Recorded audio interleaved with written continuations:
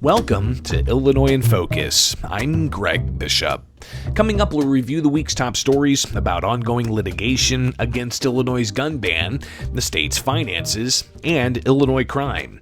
I'll then be joined by the Center Square executive editor Dan McCaleb to further discuss the news. That's ahead with Illinois in Focus. I'm Greg Bishop. Hello, I'm Catherine Mincer, a family farmer raising corn and soybeans in Christian County, Illinois. It might be hard to believe, but 96% of the farms in Illinois are owned and operated by family farmers just like me. Our job is to grow the healthiest, most affordable food around to feed my family and yours. Meet more farmers just like me at www.watchusgrow.org/corn. A message from the Illinois Corn Marketing Board. Welcome back to Illinois in Focus. I'm Greg Bishop. Here are some of the top stories from the past week. Illinois' credit rating got upgraded from worst in the country to tying with New Jersey for the worst. The A- rating announced by S&P Global Ratings Thursday is for the state's outstanding $27.7 billion general obligation bond debt. Several other debts saw credit rating upgrades.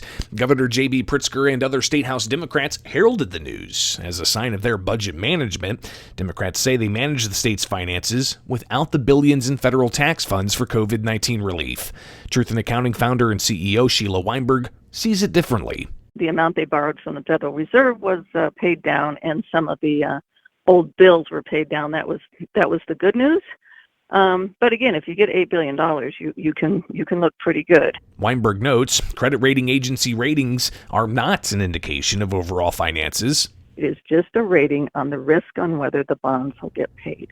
Despite the credit rating upgrade, Weinberg gives Illinois a failing grade. The credit ratings are looking out for the bondholders, and if they, start running short to pay off the bonds, then they will, they'll go to the taxpayers to pay those off. So the bondholders will get paid, but the taxpayers are still on the hook. And that's why we started instituting our grading scale, and Illinois gets an F for their finances. Truth in Accounting shows nearly $50,000 of state government debt per taxpayer in Illinois. Clear differences are being made by attorneys handling the state-level challenges of Illinois' gun ban. The 4 different cases in state court all have temporary restraining orders in place. Attorney Thomas DeVore, who has 2 cases out of Effingham County and 1 out of White County, motioned with the Illinois Supreme Court to consolidate his cases with a separate case out of Macon County. DeVore publicly raised concerns the Macon County case is advancing too quickly, and he said that's playing into the governor's hands. And that they're running to the Supreme Court so fast is to try to get a quick ruling out of the Supreme Court on a poorly developed case that then would bind our case. Jerry Stocks, who represents State Representative Dan Calkins and others in the Macon County case, said they're taking a facial challenge, different from DeVore's approach. An adjudication in our matter would not prejudice his efforts on an as-applied challenge. Stocks joined with the Illinois Attorney General in opposing consolidation with other cases out of Effingham and White counties. We both opposed it. We opposed it on the basis that we are pursuing matters differently procedurally. Stocks worried that consolidation will lead to a protracted delay in an outcome. DeVore said his efforts, requesting subpoenas of those involved in passing the gun ban, will help develop the necessary record showing the state's defense, citing training as a reason for carving out certain occupations like prison wardens to be exempt from the law, is a facade. And we're not talking 3 or 4 years. We're talking 3 or 4 months to gather the information like we're gathering in order to be prepared for the chance that that occurs. A decision by the state's high court on consolidation is forthcoming.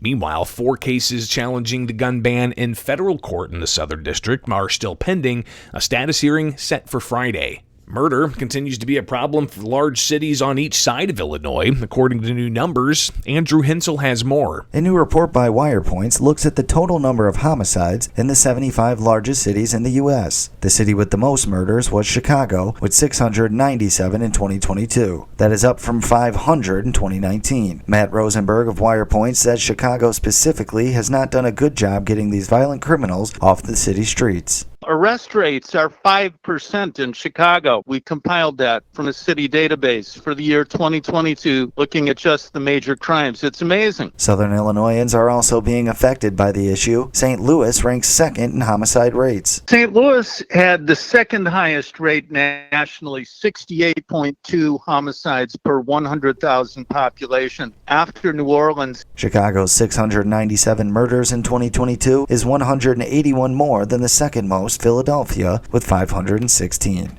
I'm Andrew Hensel. Those are the top stories from the past week for Illinois. Find more online at americastalking.com. Coming up for Illinois in Focus, I'll join the Center Square executive editor Dan McCaleb. This is Illinois in Focus, a production of America's Talking Network. I'm Greg Bishop.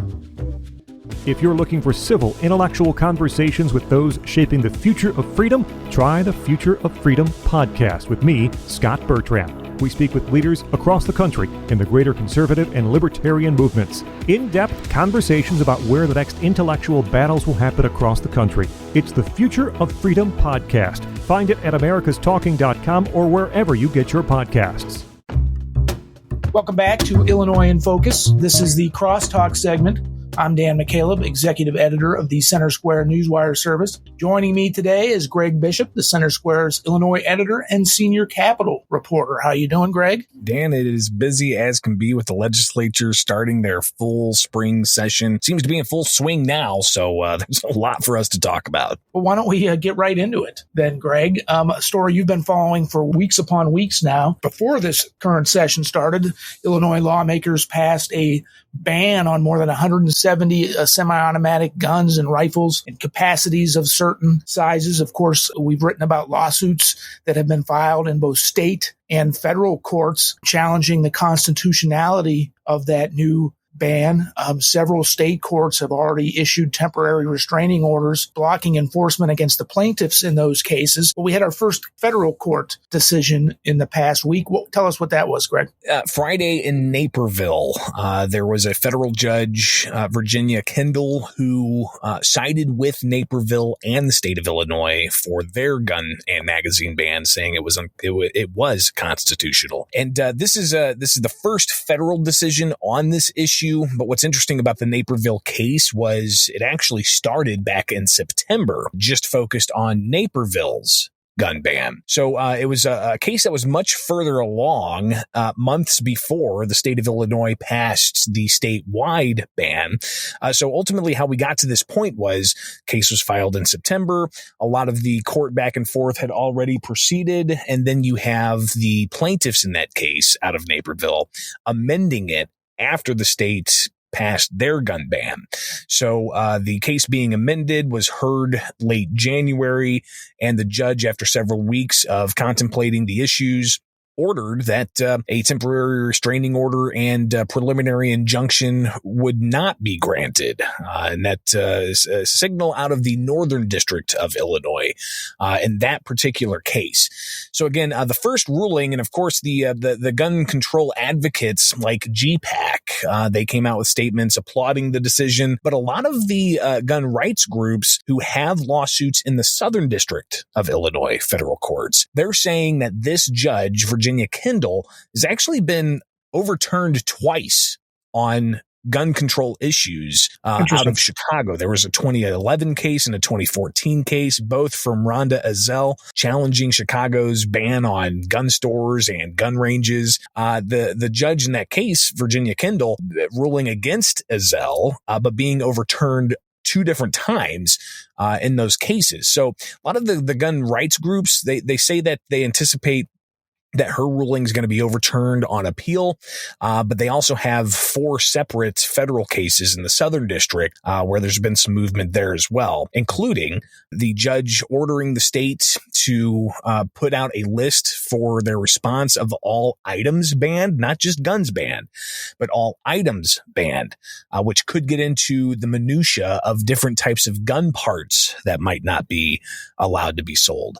And then the state, they requested to delay their response. The judge in the Southern District denying that request and ordering the state to respond to those 4 Southern District cases. by no later than March 2nd. And actually, we're recording this on Thursday, but Friday, midday, there's a status hearing in that federal courtroom for those 4 cases in the Southern District. So there's a lot of movement here. And what it's been 45 days or so since Governor Pritzker enacted the gun ban. And Dan, these are just the federal cases, not the state level cases. Right. I was going to say, Greg, I don't know how you keep track of them all. There's several federal cases. There's 4 state cases. We just talked about the federal cases and what's happened in the past week. Well, on the state cases, two different attorneys who brought different lawsuits challenging Illinois' new gun ban in state court. One of them wants to consolidate the cases into a single case. The other one is opposed to that. What's going on with the state cases? The first state level case that had a decision on it was in Effingham, and that was brought by former Republican Attorney General candidate Thomas DeVore. He lost to Attorney General Kwame Raoul, but since then he's taken up various causes, including having plaintiffs sign up to sue over the gun ban and magazine ban. So he had around 866 different plaintiffs in that first Effingham County case. And then after getting a temporary restraining order on the issue of equal protections, because the bill excludes law enforcement from having to comply with the law, the judges there, they said equal protections are being, it's a likelihood that they'll prove equal protections are being violated. The state instantly appealed, but then the appellate court and the Fifth Circuit Court of Appeals for Illinois State Court upheld that ruling from the Effingham County judge, saying that there's a likelihood the plaintiffs will succeed, that their rights are being violated by not having equal protection. So after that appellate court made their decision, then you saw a White County court also rule that there's a temporary restraining order. And then there was a case out of Macon County with a different attorney, this one coming from Jerry Stocks, representing State Representative Dan Calkins. Very similar arguments, but slightly different. And they also got a temporary restraining order based off of the appellate court decision. And then a separate restraining order issued out of a second Effingham County case that Tom DeVore has. So Tom DeVore has 3 cases. Attorney Jerry Stocks has 1, and DeVore publicly saying he is not comfortable with the arguments that Jerry Stocks is making in the Macon County case. So he filed with the Illinois Supreme Court to consolidate those 4 cases. And in that effort, he's wanting to try to take control of the cases. He worries that Jerry Stocks is going too fast to get to a Illinois Supreme Court ruling, and DeVore characterized that as Stocks playing into the governor's hands, and he worries that could negatively impact DeVore's cases if there's a ruling against the idea of blocking the law. So DeVore is trying to consolidate this, and interestingly enough, the Illinois Attorney General has actually sided with Jerry Stocks, and they both filed a motion to oppose the idea of consolidating these cases. So the difference of opinion, even among those who oppose the gun ban, how they go about challenging this in the courts, there's some clear differences that are being made. And we'll be watching this closely as this all pans out. But still pending is a decision from the Illinois Supreme Court as to whether they're going to consolidate those 4 state-level cases or not consolidate those 4 state-level cases. This, while again, the federal cases, there's still a conversation going on there as to whether to consolidate those 4 cases. So, Dan, I feel like I might get my junior law degree after all this is done. What do you think? You certainly have earned it. Definitely keep your head on a swivel on this thing, because you're going to be bouncing around from court to federal court to state court to one county to the next county. It's a lot to keep track of, but you're doing a great job. You can read all of Greg Bishop's reports on Illinois' gun ban and the fight to overturn it at thecentersquare.com. Let's move on. Florida Governor Ron DeSantis, who many say is a potential GOP presidential contender, was in Illinois this week, where many say Illinois Governor J.B. Pritzker is a potential Democratic presidential candidate. Well, they had a bit of a war of words. Tell us about Governor DeSantis' visit to Illinois this week. So DeSantis visited with police groups up in Elmhurst on Washington's birthday Monday, and he made several other stops across the country. But it seems he's going to some of these areas of the country where it's mainly controlled by Democrats. And while DeSantis has not officially announced that he is running for president, there's a lot of speculation that he is likely going to announce. When, not clear, but he did not make any such pronouncements at his stop here in Illinois. What he did talk about, though, was what he said was politicians putting woke political ideology ahead of common sense and public safety. And speaking in front of police groups, he talked about how Florida respects police. They appreciate police, giving them $1,000 bonus, even trying to recruit police from other states, including Illinois, with a $5,000 signing bonus if they go to work for law enforcement in Florida. He also talked about public education and school scholarship programs they have in Florida, and his desire to expand school scholarship programs to law enforcement officers so that they can have school choice in sending their children to a school of their choice. So a lot of different concepts that he talked about, and putting that all on kind of a national stage, using words like woke and, critical of things like equity. Well, Governor J.B. Pritzker, even before Ron DeSantis made his way to Illinois, was critical of DeSantis and his position on certain education curriculum that might be being taught in some schools versus others, essentially using some pretty harsh language that Pritzker has used. Also, other Democrats have used on social media, calling DeSantis racist or a, quote, coward. So obviously the war of words heating up, even though DeSantis hasn't announced that he's going to run for president, and Governor J.B. Pritzker, who has been speculated as a possible Democratic contender if President Joe Biden doesn't win or doesn't run again. Even Pritzker hasn't announced that he's looking to run for office, but these two seem to be being pitted against each other in national and now state headlines as Ron DeSantis made a visit to Illinois. Yeah, we're less than 2 years from the next presidential election in November 2024. Of course, the primaries will start popping up around the country starting in January of next year. So we're really less than a year from the primaries. We cover all 50 U.S. states. So we've written a lot about Governor DeSantis and what he's doing in Florida, including this recruitment of police officers from other states. He's had some good success on that. Yeah, it'll be interesting to see just how much all of this continues to build upon itself, and when exactly we do get these announcements, because there's going to be a lot of consideration for how Florida performed even during the COVID pandemic versus how these other states like Illinois performed during the COVID pandemic, comparing educational outcomes, comparing economic outcomes, comparing just taxpayer outcomes. DeSantis talked about no income tax down in Florida and how wouldn't you like that from Illinois, kind of poking at the state. So yeah, a lot of these issues are going to come into really clear focus as we get closer to 2024. We've written about this at the Center Square quite a bit over the last several years, talked about it on Illinois in Focus at various times. But a new court decision sort of brings it back to light, and that has to do with Illinois' biometric privacy laws, among the strictest laws in the country.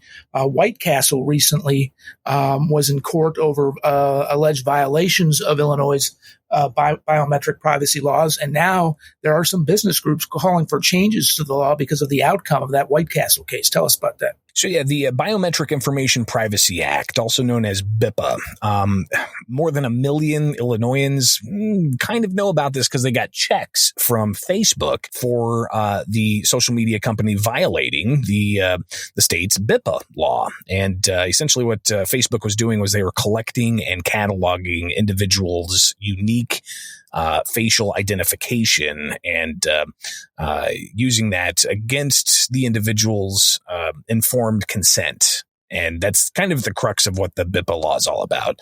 If you're going to use any kind of biometric identifier, fingerprint, face scan, the eye scan, or anything along those lines, you need to get written consent. So these social media companies, these tech companies not doing that and complying with the law in Illinois and settling. And a lot of money's gone out from Facebook. Even Snapchat sent out checks. I think Google's up next. So you've got these social media companies that are having rather large settlements, hundreds of millions, if not tens of millions of dollars in settlements. Well, White Castle got snagged up in this as well because they were having their employees clock in and out using their fingerprint. And this is a case that's been going on for quite some time, getting all the way up to the Illinois Supreme Court, where they essentially upheld BIPA, but the dissent in the case highlighted how if indeed White Castle's found guilty on all of these counts, it could work into a multi-billion-dollar fine that they would have to pay. And they say that that's untenable.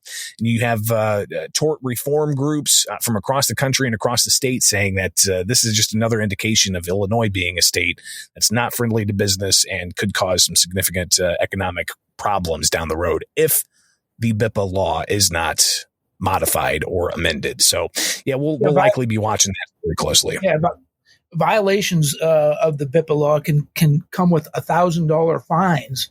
And essentially what the majority of the Supreme Court ruled, even though there was dissent, was that a case could be made or a claim could be made for every single finger scan. So if you're an employee of White Castle, you clock in Monday, Tuesday, Wednesday, Thursday, Friday, that's potentially 5 violations right there for one single employee in one single week. And what these tort reform groups and small businesses and businesses are saying is, how are you going to be able to, you're going to put the company out of business if every single swipe can sustain $1,000 fine.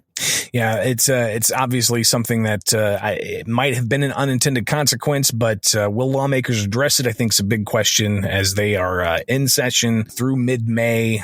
Will this be something they bring up? Not sure, but Dan, there's a ton of other stuff they're going to bring up. And just to touch on in the few moments we have left here, people can find the story about whether or not to allow for non-citizens to vote in school board elections. Something else we're following to see where that goes.